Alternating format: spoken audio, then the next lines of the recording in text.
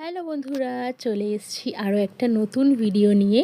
তো তোমরা তো অনেকেই জানো, কয়েকদিন আগে আমার বান্ধবীর দাদার বিয়ে ছিল, আর আজকে হচ্ছে বান্ধবীর দাদার রিসেপশন। তো সেখানেই আমরা চলে এসেছি সন্ধেবেলা। আর হচ্ছে গিয়ে এখানে কি কি স্টার্টার ছিল সেটাই আজকে তোমাদের সাথে এই ভিডিওতে শেয়ার করব। আর পরের ভিডিওতে শেয়ার করব কি কি মেন কোর্সে ছিল। তো আমরা চলে গেছি এখন স্টার্টার নিতে। তো এখানে অনেক কিছুই হয়েছিল, যেমন কি কফি, চিকেন কাবাব, ফিশ বল, তারপর হয়েছিল চিলি বেবিকর্ন, পনির সাটে, অনেক কিছু ছিল। তো আমি একটা লাইম সোডা নিয়েছিলাম, আমি আর আমার বান্ধবী। আর এখন দেখো সবাই স্টার্টার খাচ্ছে, সবার তো খুবই ভালো লেগেছে।